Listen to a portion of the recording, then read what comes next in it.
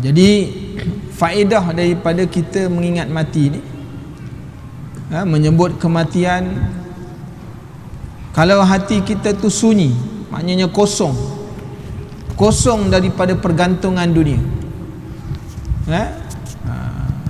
tidak mengingati dunia atau tidak laba kepada dunia, maka orang tu dikatakan ingat kepada mati. Assalamualaikum warahmatullahi wabarakatuh. Bismillahirrahmanirrahim. Alhamdulillahi rabbil alamin wa bihi nasta'in, wassalatu wassalamu ala asyrafil anbiya'i wal mursalin wa ala alihi wa sahbihi ajma'in. Subhanaka la ilma lana illa ma 'allamtana innaka antal alimul hakim. Wa la hawla wa la quwwata illa billahil aliyyil azim. Rabbi shrah li sadri wa yassir li amri wahlul 'uqdatam min lisani yafqahu qawli.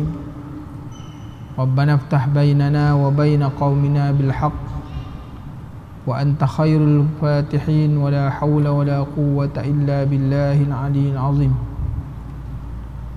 Allahumma la sahla illa ma ja'altahu sahla wa anta taj'alul hazna idza syi'ta sahla. Allahumma faqihna fid din wa 'allimna ta'wil. Allahumma zidna ilma. Amma ba', kita mulakan majlis kita dengan baca ummul kitab Al-Fatihah. Bismillahirrahmanirrahim. Alhamdulillah Ar-Rahmanir-Rahim. Maliki yaumiddin.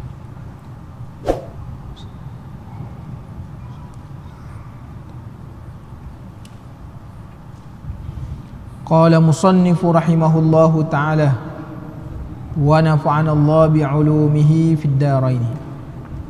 Kita tengok imbasan sebelumnya, surat sebelum dia. Maka sebut yang manfaat itu bahawa disebutkan dia, padahal hati kita itu sunyi daripada pergantungan dunia, hanya hati itu ingat kepada mati jua. Jadi faedah daripada kita mengingat mati ni, menyebut kematian, kalau hati kita tu sunyi, maknanya kosong daripada pergantungan dunia, tidak mengingati dunia atau tidak laba kepada dunia, maka orang tu dikatakan ingat kepada mati. Tapi kalau sekiranya orang sebut mati dalam hati berkor-kor, lepas ni kita nak makan sedap hari ni, dok cerita makan, dok cerita minum, dok cerita keseronokan, maghrib isyak dengan obat mati kan. Tapi lepas je keluar tu macam-macam benda ingat balik, maka dia tidak memberi apa faedah. Mengingat mati itu tak memberi faedah. Kenapa? Bila kita mengingat mati itu, hati kita tidak dikosongkan kepada ingatan dunia. Makna kita ingat sebut mati selalu, tapi hati itu masih terlekat dengan kecintaan kepada dunia yang terlalu banyak. Jadi dia tak memberi apa faedah. Maka seolah-olahnya kita dengan mati itu seperti orang yang hendak musafir. Bab mati ni tuan-tuan, umpama yang diberi oleh pengarang Tuan Tabal ini ialah seorang tu macam nak musafir kepada tempat yang sangat dia takut. Nak pergi satu tempat yang dia tak pernah pergi, yang dia dengar orang beritahu ni macam-macam tempat ni, menggerunkan, menggerikan. Orang kalau pergi situ memang jarang balik-balik . Banyak yang pergi tak tahu mana cerita dia, kan? Maka hati orang itu tiada ingat melainkan tempat yang takut itu jua. Ni mati ni. Dia sebut mati ni, kalau orang sebut ni mati besok alam barzah, cerita ada hempetan kubur, ada soal kubur, ada seksaan kubur, dia rasa takut . Ni nak pergi besok ni macam mana tempat ni, kan?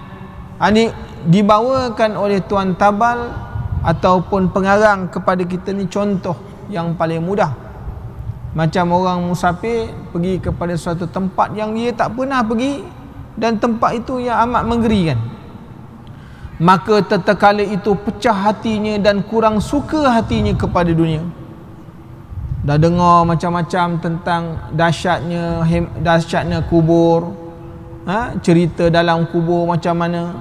Allah, ini kalau sibuk dengan urusan dunia lagi ni macam mana besok menghadap dalam kubur ni seorang-seorang kan, keseorangan di dalam kubur, tak ada siapa-siapa yang menjadi pembantu penolong kan, cuma kita seorang-seorang je terpaksa menjawab pertanyaan malaikat muka dan nakir.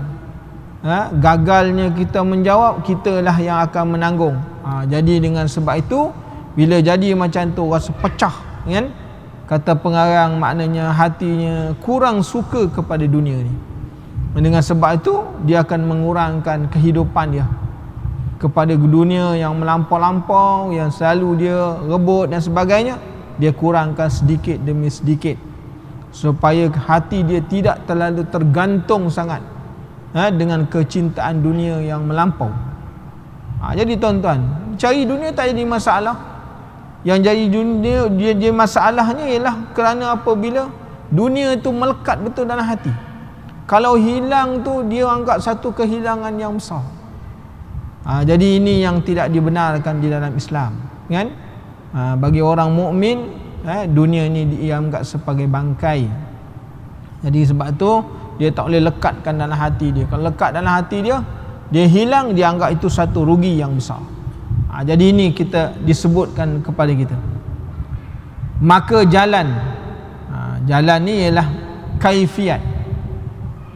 Disebutkan mati yang terlebih memberi manfaatnya, bahawa ia tilik ataupun dia fikir atau dia ingat orang yang satu masa, iaitu orang yang telah lalu daripada kita, orang yang dah pergi dulu daripada kita, mungkin setahun, 2 tahun, mungkin ada dah 30 tahun, terdiri daripada ahli keluarga kita, mak kita, ibu kita, ayah kita, mungkin adik-beradik kita, dah pergi dulu daripada kita kan, yang mendahului kita.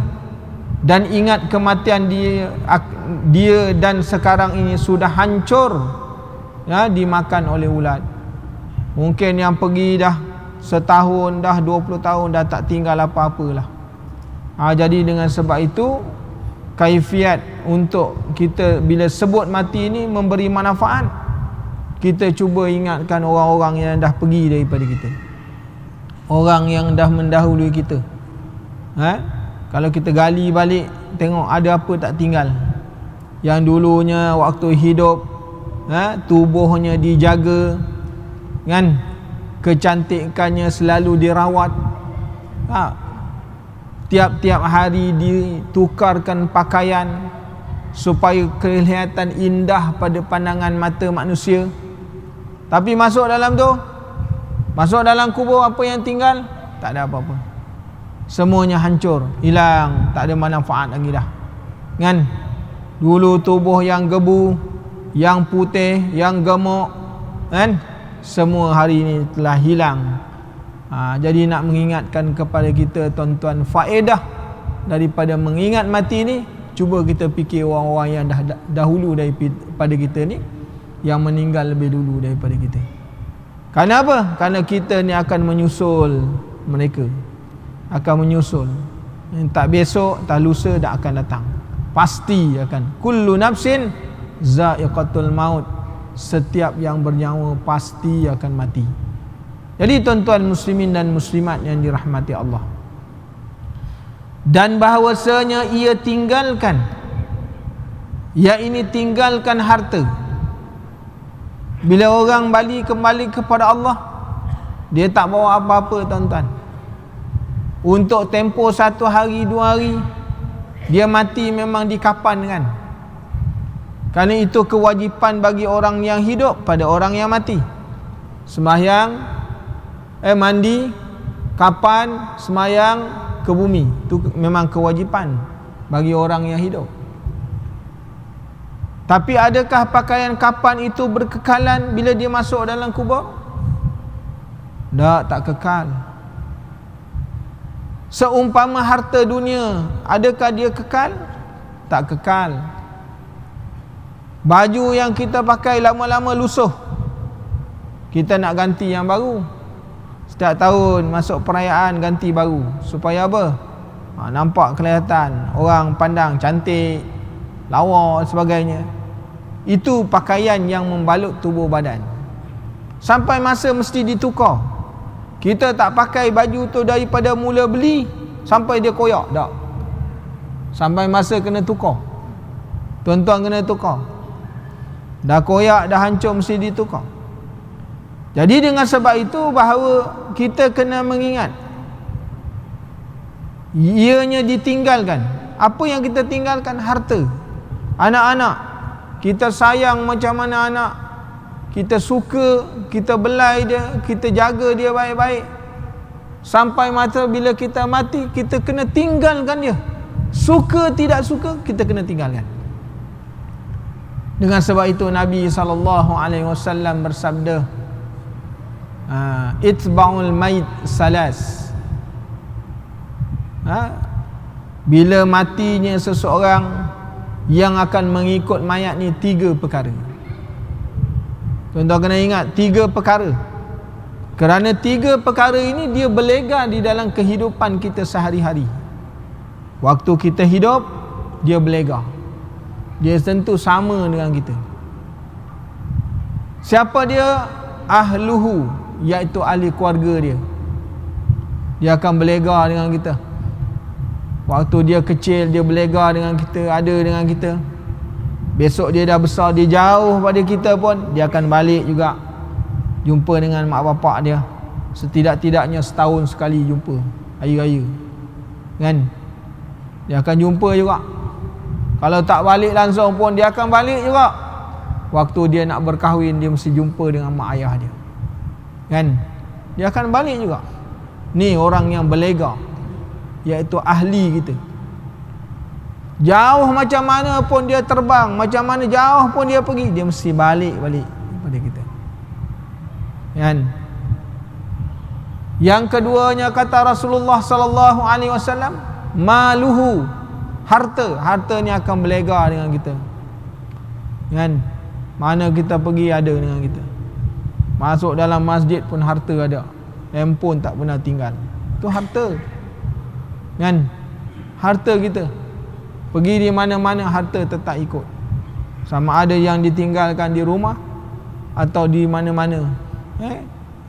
Jadi tuan-tuan, harta. Yang ketiganya yang berlega dengan kita ni tuan-tuan, ialah amal. Amal ni akan berlega dengan kita. Selama kita hidup, ni amal akan berlega dengan kita. Sama ada amal itu amal baik ataupun amal jahat, dia tetap bersama dengan orang. Dia tidak akan berpisah. Kita dah lupa dengan dia, dia tetap ada. Dia tak berpisah. Kita dah tinggalkan dia 10 tahun, amal tu tetap lagi melekat kat kita. Tidak akan luput, tidak akan pudar dan tak ada hilang. Sentiasa di dalam catatan malaikat-malaikat Allah Subhanahu wa taala. Kan? Fayarji'u isnani. 3 perkara ni tuan-tuan yang Rasulullah sebut ni, yang berlega dengan kita ni, ada 2 yang tak kekal. Dia 2 ni tak kekal. Bila kita masuk aja dalam tanah, kita dikebumikan, 2 ni akan meninggalkan kita. Yang dekat atas dunia dia tak lekang dengan kita, dia akan meninggalkan kita. Sama ada kita suka atau tidak, bila kita masuk je dalam kubur, 2 ni mesti meninggalkan kita, iaitu ahluhu wa maluhu. Kambur saja dalam kubur, anak akan tinggalkan kita, wahai ayah, bye-bye, selamat jalan. Ini ayah punya tugaslah dalam, saya tak nak masuk campur, kan? Ini urusan ayah. Waktu ayah hidup dekat atas dunia, kalau ayah ada buat amalan, itu keuntungan. Kalau tidak, ayah jawab seorang-seorang, saya tak mau tolong, kan? Maka ayah kata, aku dah bagi kau duit macam-macam, tolong kau tak nak tolong. Yang ini tidak ada pertolongan, jawab sendiri, kubur masing-masing, kata. Kenapa? Tuan-tuan muslimin dan muslimat yang dirahmati Allah ni, kita kena ingat. Kan? Dia akan meninggalkan kita. Nabi SAW sayang kepada cucu dia, sehingga dia menyebutkan, sesiapa yang menyakiti Hasan dan Husain, dia menyakiti aku. Kerana apa? Nabi ni memang sayang sungguh pada dua orang cucu dia. Nak cucu yang paling rapat dengan Nabi, sehingga kalau Nabi sembahyang, Sayyidina Hasan dan Husain tu naik di atas belakang Nabi. Naik atas belakang Nabi. Nabi tidak mengangkat badannya sehingga cucu dia turun daripada badannya. Allah sayangnya tuan-tuan muslimin dan muslimat yang dirahmati Allah. Tapi ketika mana Nabi wafat, macam mana? Cucu yang disayangi terpaksa ditinggalkan, berlerai, tidak boleh bersama lagi. Jadi tuan-tuan, dua perkara yang akan maknanya yang berlega dengan kita waktu hidup, kita mati dia tinggalkan kita. Tapi satu yang berlega dengan kita waktu hidup dan dalam dunia, dan waktu dalam kita mati, dia akan ikut sama, iaitu wa amaluhu. Ini yang akan duduk berlega. Waktu kita hidup pun dia berlega kat kita, waktu mati pun dia berlega kat kita. Kalau sekiranya amal tu baik, alhamdulillah. Kalau sekiranya amal tu tak baik, itu azab lah tuan-tuan muslimin dan muslimat yang dirahmati Allah. Ni kita kena ambil ingatan tuan-tuan muslimin dan muslimat yang dirahmati Allah. Padahal dia kata waktu hidupnya sangat mencarikan harta dunia, sehingga meninggalkan segala ibadah yang wajib dan yang sunatnya. Sibuk waktu dekat atas dunia, sembahyang sunat pun tak sempat. Imam Assalamualaikum dah balik dah, jalan dah keluar. Dia kata ni tak boleh lama nak masuk kerja, kan? Ni habis je sembahyang maghrib, Assalamualaikum Waalaikumsalam, cabut. Tapi duduk dalam kereta main handphone, tak balik lagi. Boleh tak? Maknanya tuan-tuan muslimin dan muslimat, sampai tak sempat, kan? Yang fardu tak sempat kalau sibuk bekerja, kan? Solatnya tinggal, ibadatnya tinggal, yang fardu, yang sunat jauh lagi. Jadi tuan-tuan muslimin dan muslimat yang dirahmati Allah, padahal harta itu tatkala sudah mati dia tidak memberi manfaat sesuatu, hanya yang dimakan oleh orang jual. Bila mati, harta tu tak memberi manfaat. Kita dok kumpul juta, simpan, kita simpan bank ni, simpan sana. Kita mati, orang lain yang korek. Tu korek ni. Kalau ada anak-anak teropong mana yang nak dikorek dulu, kan? Mana yang nak dihabiskan dulu.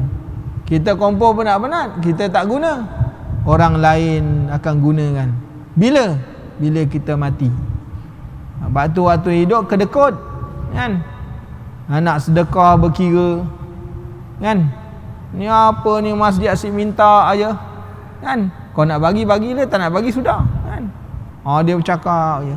Jadi tuan-tuan muslimin dan muslimat yang dirahmati Allah, bila kita mati besok orang lain guna, orang lain akan pakai, kan?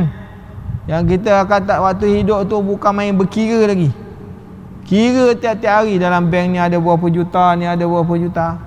Kita takut nak guna, kita mati besok orang lain pakai. Tak? Orang lain pakai. Sebab tu ambil ingatan tuan-tuan muslimin dan muslimat yang dirahmati Allah. Dan tilikkan pula bahawasanya di dalam dunia duduk dengan hilai dengan anak beranak dia. Kita dekat atas dunia ni ada anak-anak bergelak ketawa tak? Masa dekat dunia lah, bergelak ketawa, duduk bersama keluarga, bergelak ketawa, kan? Dengar apa ni, keriangan anak-anak, kita rasa tenang, kita rasa suka. Padahal waktu itu tinggal ia akan segala anak beranaknya. Mana waktu mati kita kena tinggal, kan? Anak yang menjadi penghibur kita. Setelah kita penat balik bekerja, balik ke rumah anak-anak, menghiburkan kita dengan hilai ketawa dia. Tapi bila kita mati ada lagi? Tak ada. Tak ada lagi dengar suara-suara itu, tuan-tuan muslimin dan muslimat yang dirahmati Allah. Kita akan dengar dalam kubur pula. Kalau sekiranya sebelah daripada kubur kita tu orang yang tak baik, tiap-tiap hari kita akan dengar jeritan-jeritan pukulan orang sebelah punya, kan? Kita akan rasa tidak aman dengan orang sebelah. Sebab apa? Jiran tu kena balun tiap-tiap hari. Kita baru nak tidur dah terjaga. Sebab apa? Dengar suara jeritan orang kubur sebelah, jiran sebelah kita. Ya. Tiap-tiap hari kena godam dengan malaikat. Jadi kita rasa tidak aman. Kita rasa terseksa dengan jeritan-jeritan itu. Hanya ia itu di dalam duka cita. Hidup dekat atas dunia boleh lah. Kita dengar suara mereka, kan? Kita rasa suka. Tapi bila kita masuk dalam kubur, kedukaan itu akan melanda diri kita. Dan suka hilai dia di dalam dunia dengan segala anak beranak itu memberi manfaat. Tiada memberi manfaat sesuatu. Hanya membawa kepada penyesalan jua pada ketika mati. Itu tuan-tuan muslimin dan muslimat yang dirahmati Allah. Diingatkan kepada kita lah, kan? Diingatkan kepada kita. Dan lagi bahawasanya yang sayugia, yang sepatutnya kita tahulah, sayugia yang patut kita tahu, bahawa tiap-tiap seseorang itu bahawa jangan dipanjangkan angan-angan. Angan-angan jangan panjang. Hidup atas dunia nak sini, nak sini, nak dapat ni, nak dapat ni. Besok gini, besok gini, besok. Panjang angan-angan dia. Macam-macam, kan? Waktu tidur pun sebelum tidur, besok nak makan mi Bandung lah. Entah iya ke tidak, entah hidup ke tidak besok. Dah fikir dulu nak makan apa. Angan-angan, kan? Belum tentu, belum pasti. Yang kita nak tu belum tahu kita dapat. Ya tak? Jadi tuan-tuan muslimin dan muslimat yang dirahmati Allah, kerana Nabi SAW bersabda, inna ashadda ma akhafu alaikum khislatani, ittiba'u al-hawa wa tulul amali, fa amma ittiba'ul hawa fa innahu yasuddu 'anil haqqi wa amma tulul amali fa innahu al-hububud dunya, hubulid dunya. Bahawasanya yang sangat aku takut akan atas umat, ke atas kamu. Nabi kata apa? Dua perkara yang paling aku bimbang yang akan kena kepada umat dia lah, kan? Nabi cukup takut, tapi Nabi beritahu dah awal-awal. Yang Nabi beritahu ni memang kena, akan ada kepada umat-umat dia akan datang, kan? Nabi bagi tahu dia takut, tapi penyakit ni memang akan melanda umat dia. Pertamanya, ikutkan hawa nafsu. Mereka ni sering mengikut apa hawa nafsu dia. Apa hendak buat, apa hendak ikut, semua ikut. Dia tak ada. Kalau dia hendak tu, dia tak boleh tahan. Macam mana pun dia mesti dapat, kan? Dengan apa cara sekalipun dia mesti dapat. Ini orang yang mengikut hawa nafsu. Hari ni kita tengok macam-macam, kan? Dalam dunia kehidupan kita ni macam-macam. Orang nak kuasa, orang nak pangkat, orang nak kedudukan, kan? Macam-macam buat. Ya tak? Kerana apa? Nak berkuasa, nak nampak dia ada power, dia buatlah apa macam-macam. Ini tuan-tuan, mengikut hawa. Dan yang keduanya, panjang tulul amal, iaitu panjang angan-angan, kan? Ni aku kalau lepas pencen, kalau sempat pencen, macam dia tahu dia pencen? Saya lihat pencen daripada dunia lagi, kan? Besok ni kalau pencen ada lah 400,000. Ni 400,000 nak buat-buat ni. Rupanya 400,000 tu orang lain pakai. Jadi tuan-tuan muslimin dan muslimat yang dirahmati Allah, panjang angan-angan. Maka ada pun ikut hawa, maka bahawasanya menegah ia daripada yang sebenar. Bila orang mengikut hawa ni, mengikut nafsu ni, dia tak kira lah benda tu betul ke tak betul ke, salah ke tak salah ke, yang penting dapat. Macam mana sekalipun itu jangan kira. Yang pentingnya apa yang dia hendak mesti lulus, mesti dapat, tak kira bagaimana. Dan ada pun panjang angan-angan bahawasanya dia kasih kepada dunia. Jadi maknanya kasih kepada dunia, kata Nabi SAW, itu termasuk di dalam maknanya orang yang hubbud dunia, iaitu cinta kepada dunia. Maka adalah sebab yang menjadi panjang angan-angan itu dua perkara. Sebab jadi panjang angan-angan ni sebab apa tuan-tuan? Dua perkara. Yang pertama jahil. Orang mengaji tak nak datang, orang belajar tak nak datang, kan? Duduk rumah, bukan ada apa masalah pun, kan? Mengaji pun bukan lama, antara maghrib dengan isyak, tak, bukan lama. Kita datang pun bukan kita mengajar, kita dengar. Kalau kita tak suka, kita tidur, kan? Nyanda lelap, tengok atas, rupanya mata dah putih dah, pandang putih, rupanya dah lelap. Datang juga belajar, duduk menyanda je. Tak? Jadi tuan-tuan muslimin dan muslimat, jahil. Jadi jahil. Kerana apa? Kerana tak nak duduk dalam majlis-majlis ilmu, majlis-majlis yang mengingatkan kita kepada Allah, majlis-majlis yang mengingatkan kita kepada hari akhirat. Yang keduanya, panjang angan-angan ni sebab apa? Sebab kasih. Maka dihuraikan oleh Tuan Tabal, ada pun jahil. Maka bahawasanya manusia itu terkadang-kadang ditilikkan dirinya itu muda. Sebab dia kata jadi jahil ni, tak apalah, sekarang ni sibuk. Orang kata marilah belajar. Allah, ni belajar ni untuk orang tua-tua, aku ni muda lagi. Dia perasan dia boleh sampai tua, kan? Dan dia kalau sampai tua pun dia boleh, dia adakah dia menyangka dia boleh naik tangga Masjid Al-Azim ni yang begitu tinggi, naik mengeluruk ke bawah, kan? Tak? Dia boleh sangka dia naik. Selalu orang kata, ustaz, tak ada tempat yang rendah sikit ke? Ni naik selalu mengelonsor ke bawah, ustaz. Dia minta tempat yang rendah. Kita kata ada kat belakang rendah. Jauh lah ustaz, jauh pula, kan? Dulu waktu muda-muda tak nak datang masjid, kan?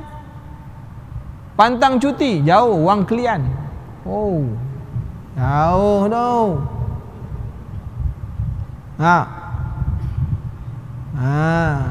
Pantang cuti tu, Wakaf Cik A, jauh. Masjid Al-Azim, tak ada dalam kamus. Ya tuan-tuan muslimin dan muslimat yang dirahmati Allah. Kenapa? Ditilik dia ni yang kemuda. Dia tak tahu umur ni kan bergerak, berjalan.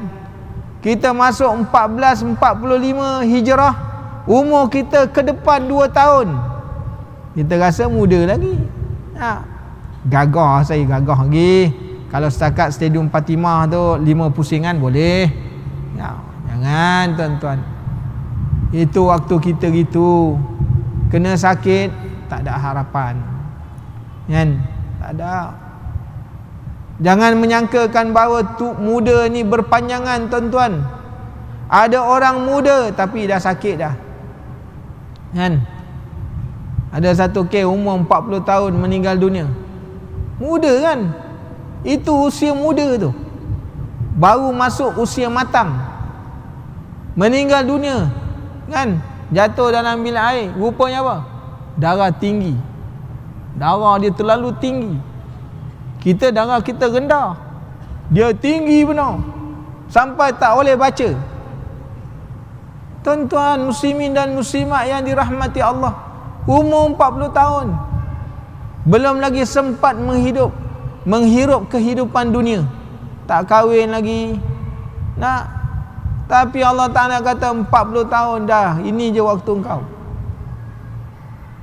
Kita menyangkakan umur kita panjang, tak panjang. Jadi tuan-tuan jangan mengasakan muda, sebab orang jahil ni kerana menilik bahawa umur tu muda berterusan. Yang dah tua pun rasa muda, kan? Berjalan pakai topi bareta tau, main nak pakai topi bareta, pakai cap lagi tau, pakailah songkok. Nak dah tua-tua pakai songkok, pakai songkok putih. Ni ada yang tua-tua pun tak nak pakai songkok, dia kata alah tak cun lah. Tuan-tuan, pakai songkok tu mengingatkan kita bahawa kita dah tua, kan? Dah tua, jangan banyak buat dosa kepada Allah. Waktu kalau ada songkok atas ni, duk rasa oh ada songkok, tak ada le rasa, maknanya garang benar nak buat maksiat, kan? Sebab apa? Fikir ada songkok rupanya, kan? Tuan-tuan muslimin dan muslimat yang dirahmati Allah, lepas tu kita kena rasa-rasa, kan? Maka jadi menjauhkan mati, aja orang yang maknanya menilik bahawa dirinya muda, maka dia akan maknanya menjauhkan mati, merasakan bahawa lambat lagi nak mati dengan sebab mudanya, padahal tiada ditilikkan bahawasanya di dalam satu negeri itu sedikit sangat orang yang tua dengan sebab banyak matinya kanak-kanak dan orang muda sebelum lagi sampai kepada waktu tuanya. Tuan-tuan kalau masuk satu kampung, kan, kita akan jumpa tak ramai orang tua. Kita masuk dalam kampung tu, kita tengok masjid-masjid tak ada orang. Kita tanya, tak ada orang sini kan? Semua dah pupus ustaz, dah pupus, kan? Maksud apa dah pupus? Dah tak ada, kan? Tanya ni, budak-budak pun tak ada. Budak-budak pun pupus awal ustaz, kan? Dah jalan awal-awal, tak sempat nak tua, dah jalan dah. Yang tinggal ni pun tinggal tiang-tiang seri je, itu pun dah nak jalan juga. Tapi nasib baik tiang banyak, boleh pegang lagi, dia kata. Waktu tuan-tuan muslimin dan muslimat yang dirahmati Allah, kan? Kadang-kadang kita pergi mengajar, kan, kita pergi duk ceramah, Allah uzur, yang datang tu semua uzrun, orang uzur-uzur belaka. Orang muda-muda mana? Tak ada, kan? Kita kata tak ada orang muda ke? Tak ada ustaz, orang muda-muda sini tak ada lah. Mana pergi? Entahlah. Banyak yang sini mati waktu berlumba kat jalan raya ada, kan? Mati di jalan lurus banyak. Wah, kata-kata hebat masuk syurga. Tak, mati berlumba ustaz. Yang isap dada lain, yang berlumba lain. Oh, patutlah. Tengok tuan-tuan, kan? Belum sempat tua dah mati ya. Masuk kampung-kampung orang tua-tua tak ada. Tak? Kalau ada pun duduk sayu je dekat belakang tiang lah tu. Tengok antara ada dan tak ada. Main uyuh kepala je, badan tak nampak, macam halimunan, ulur kepala je. Ada orang? Tak ada. Ngajar kita, tok guru ngajar ngaji depan orang. Tuan-tuan tengok kalau pergi kat masjid di Putrajaya, kan, masjid tu dah besar, tok guru mengajar macam ni depan, anak murid sana, yang duduk depan ada 3 orang tukang kamera. Itu pun dapat dia ambil gambar tok guru. Kalau dia tak ambil, dia pun tak ada, kan? Jauh tu tok guru tengok, wah, masjid bukanlah main besar, kan? Tapi orang tak ada. Takkah Putrajaya tu kan dah jadi bandar, kan? Mana orang pergi? Sibuk dengan urusan kerja, takkan tak ada sempat masa. Sebab tu tuan-tuan muslimin dan muslimat yang dirahmati Allah, kan? Itu kalau kita pergi masuk, kalau rajin pergi ke kampung-kampung, pergi tengok surau-surau, pergi ke masjid-masjid lain. Ada satu tempat saya pergi nak ceramah, tapi tak payah sebutlah tempat ni, kan? Saya dah datang, dah maghrib, dah masuk waktu, masjid tak buka lagi. Aku kata celaka betul orang ni, panggil aku ceramah, masjid tak buka, kan? Dah setengah jam masuk waktu, baru datang orang buka masjid. Dia kata minta maaf, ustaz dah lama tunggu. Macam aku nak baling aja. Dah lah datang jauh, kan? Dia kata ustaz, sini memang tempat orang duduk jauh-jauh. Dah kau tahu jauh, janganlah panggil aku datang lagi jauh, kan? Tonton bayangkan. Tak? Ni kita nak tengok ni hidup kita. Dan terkadang manusia itu ditilik bahawasanya diri dia itu jauh daripada mati dengan sebab tubuhnya sihat. Itu yang kedua. Tadi sebab jahil ni kerana mengasakan diri masih muda. Itu satu. Sebab tu angan-angan tak? Punca angan-angan. Sebab jahil kerana mengasakan diri itu masih muda. Yang keduanya sebab datang panjang angan-angan ni kerana apa? Mengasakan tubuh masih sihat. Saya masih sihat. Sekarang ni tak ada yang berangkai lagi ustaz. Yang berangkai ni belum ada lagi. Sihat belaka. Tuan-tuan, mati tak ada tunggu kita kena sakit, kan? Mati tak tunggu kita berangkai. Ada penyakit darah tinggi, kencing mana, gout, tak. Dia tak kira, kan? Sehat pun boleh mati, kan? Orang kata kenapa dia mati? Tak ada apa-apa penyakit, sebab dia doktor. Doktor pun mati juga. Mati. Mana doktor tak mati? Dia manusia juga, kan? Doktor lagi banyak kena sakit, kan? Ada satu di Alur Gajah meninggal dunia. Dia doktor, kena kencing manis sampai tak boleh baca. Dia selalu cakap orang jangan kena kencing manis. Dia kencing manis sampai tak boleh baca. Macam mana? Penyakit ni tak kenal kau doktor ke, kau siapa ke, orang lumba lari ke, kau apa. Penyakit kalau nak datang dia tak pilih orang. Mati begitu juga tidak memilih orang. Berapa ramai orang yang sakit tuan-tuan, menderita tanggung sakit, doktor kata tinggal 4 bulan lagi. 4 tahun hidup, yang duduk sebelah 4 bulan tu dah jalan, kan? Dia jalan dulu. Tuan-tuan muslimin dan muslimat yang dirahmati Allah, sebab tu kita ni tertipu dengan sebab kita kata kita ni masih sihat. Dengan sebab tu tak apalah, nak buat ibadat kau lah dulu, nak pergi masjid tak apalah, ni waktu muda-muda nak rehat, nak banyak santai-santai, kan? Tak apa, nanti dah tua-tua besok bolehlah pergi masjid, tak ada urusan. Kita tahu ke waktu kita tua tak ada urusan? Berapa ramai orang yang dah tua jadi jaga lagi?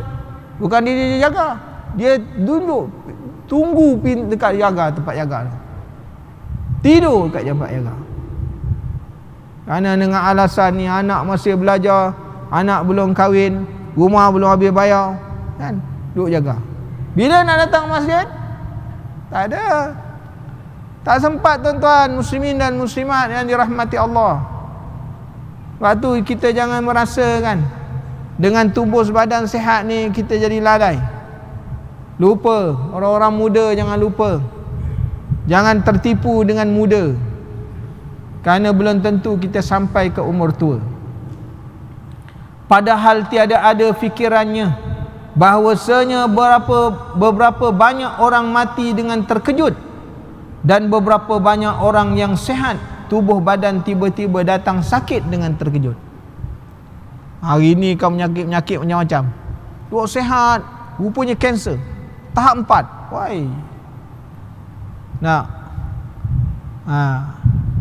Jadi tuan-tuan, mana orang sangka sehat tiap hari duk berjalan gini-gini, mati disahkan doktor, no, tersumbat 3. Apa nak buat? Dia baham macam-macam, kan?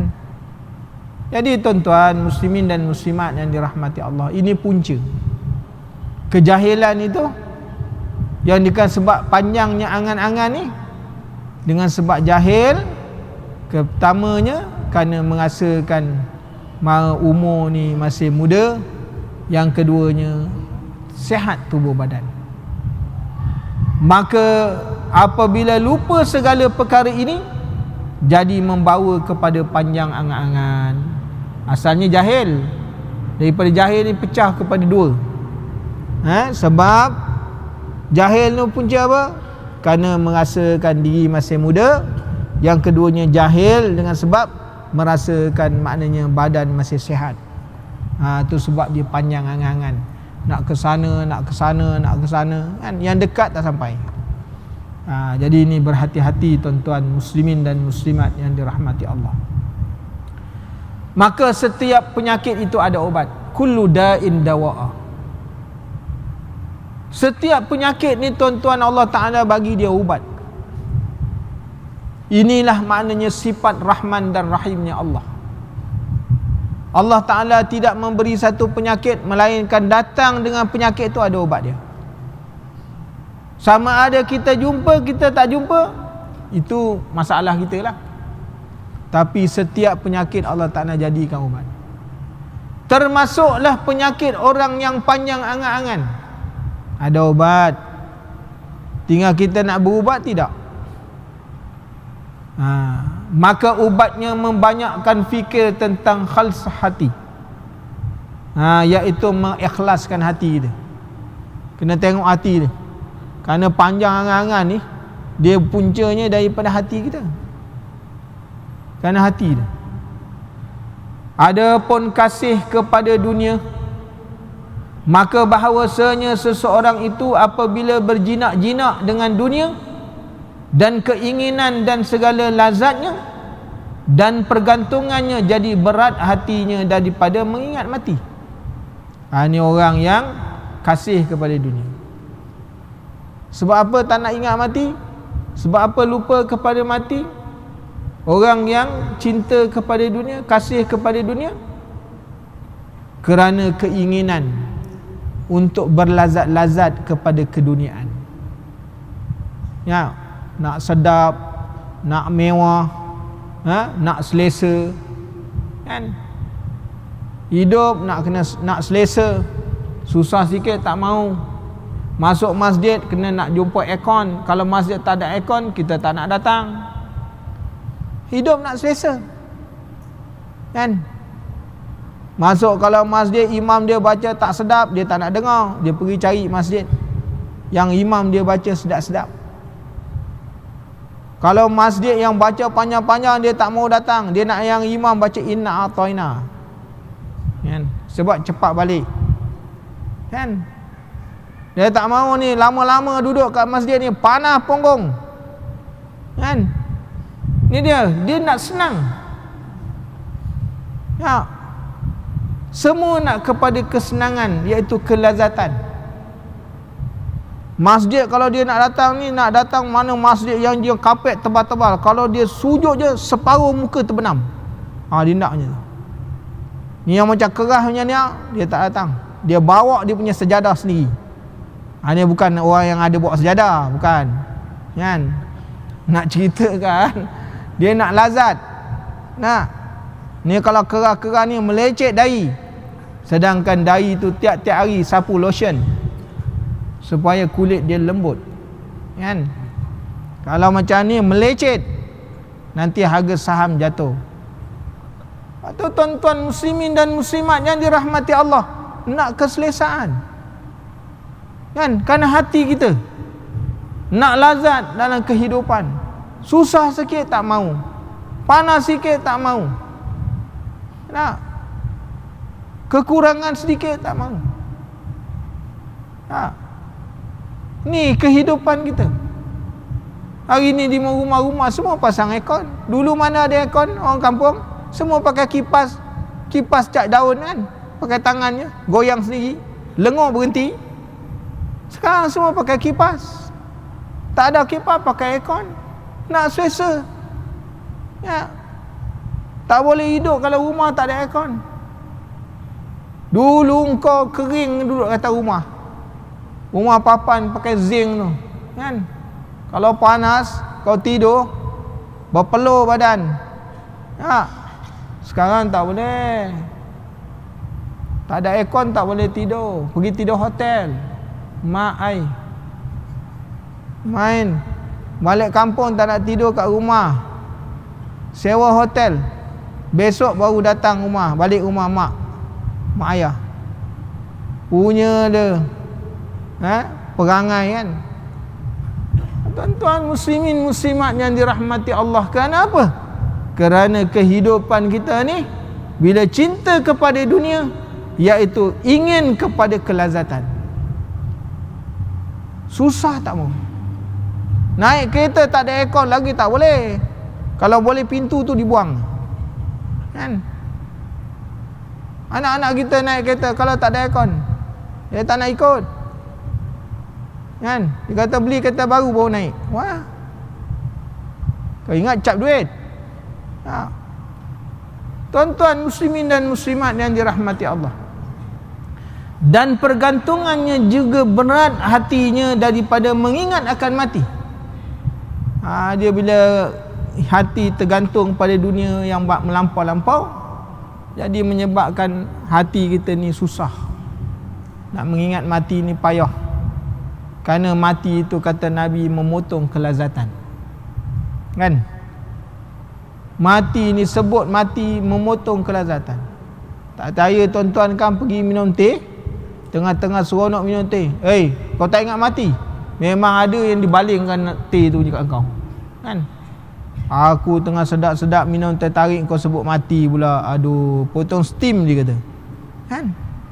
Waktu tuan-tuan baru sebut, belum mati betul-betul, sebut aja pun dah memotong kelazatan dah.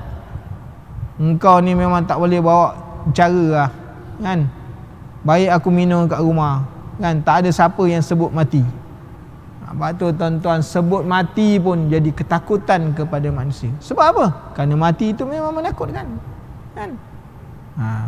Kerana mati itu sebab bagi bercerai ia dengan dunia yang ia kasih akan dia. Itu buat pemisah. Mati ni dah pemisah alam fana kepada alam baqa, kan? Daripada alam dunia kepada alam barzakh. Itu nama mati, kan? Itu nama kematian. Ni kita hidup alam fana, ya. Besok masuk alam barzakh, terdinding, pemisah. Sekarang kita duduk atas bumi, besok kita masuk bawah bumi, kan pemisah.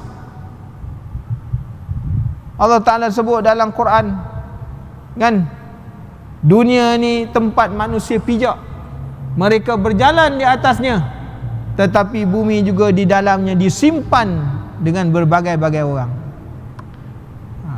Nanti baca surah Mursalat, Allah Ta'ala sebut bumi ni tempat orang jalan dan tempat untuk disimpan orang. Jadi tuan-tuan muslimin dan muslimat yang dirahmati Allah, maka bahawasanya tiap-tiap seseorang itu benci akan mengingatkan sebab yang menjadi bercerai ia dengan kekasih. Ada orang nak sebut mati ni, orang tak suka, orang benci nak mengingat mati. Sebab apa? Kerana dia menceraikan kehidupan. Maka tatkala yang demikian itu mencita-cita ia akan barang yang boleh mensempurnakan hajat dia dan barang yang boleh menjadikan kesukaan seperti harta dan rumah tangga. Sebab tu tuan-tuan, bila orang ni dah panjang cita-cita dia, suka kepada keduniaan, maka apa yang dia buat?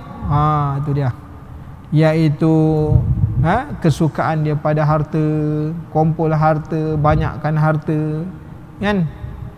Memberikan kesedapan dalam kehidupan, pada tempat tinggal, pada kenderaan, pada segala-galanya lah. Bila dah suka kepada kehidupan, dia akan buat macam tu. Yang orang dok kumpul harta banyak-banyak, kenapa? Suka kepada kehidupan. Orang-orang terdahulu daripada kita ni, dia benci kehidupan, sebab tu dia jadi zuhud. Zuhud dengan dunia. Bukan dia tak ambil dunia, dia ambil dunia. Dunia pada kehidupan dia tu hanya sesuatu yang letak pada dapat tangan, kemudian dia boleh lepaskan pada bila-bila masa, kan? Sayyidina Abu Bakar As-Siddiq radhiyallahu an, jutawan waktu di Mekah. Tengok tuan-tuan, ketika mana dia pergi ke Madinah, dia tinggal semua. Seorang sahabat namanya Syuaib Ar-Rumi, orang Rom, sahabat Nabi SAW, Syuaib Ar-Rumi, datang ke Mekah sehelai sepinggang, kan?